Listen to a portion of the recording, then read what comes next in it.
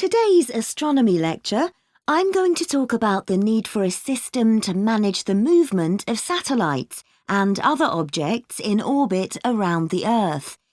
In other words, a space traffic management system. We already have effective air traffic control systems that are used internationally to ensure that planes navigate our skies safely.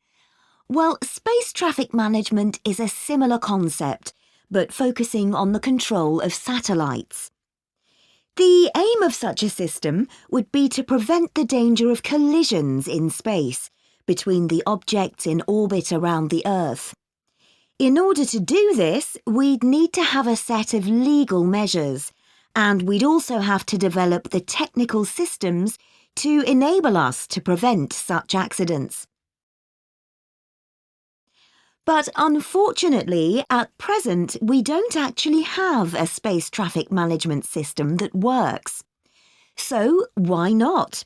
What are the problems in developing such a system?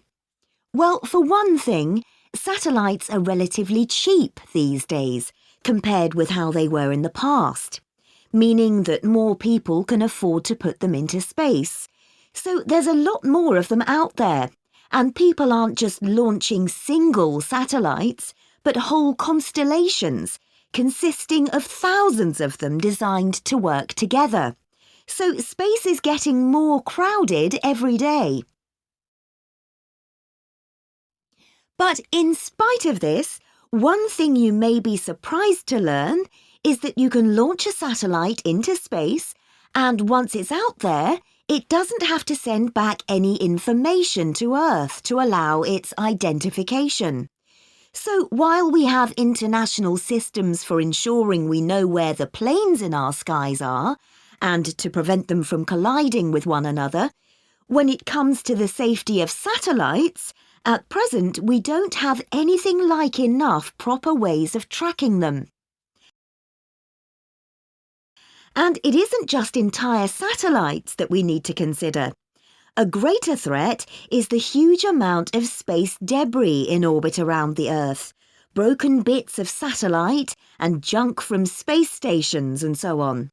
And some of these are so small that they can be very hard to identify, but they can still be very dangerous.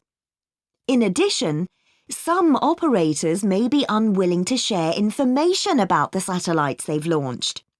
For example, a satellite may be designed for military purposes, or it may have been launched for commercial reasons, and the operators don't want competitors to have information about it.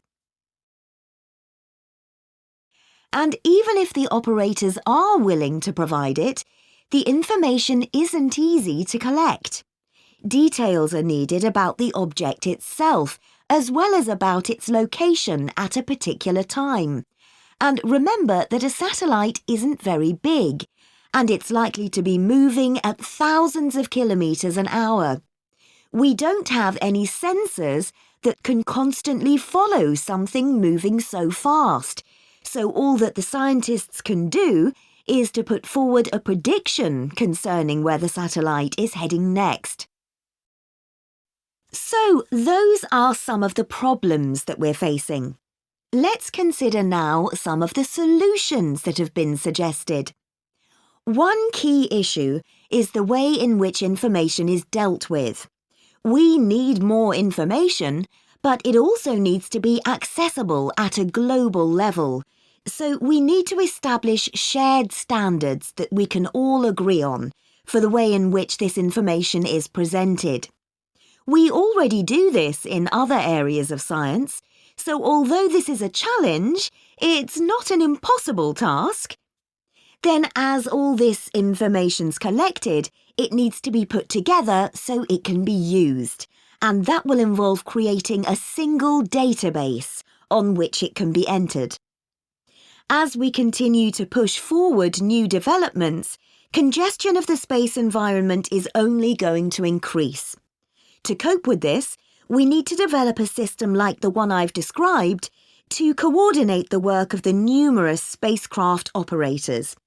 But it's also essential that this system is one that establishes trust in the people that use it, both nationally and at a global level. One interesting development that I'll mention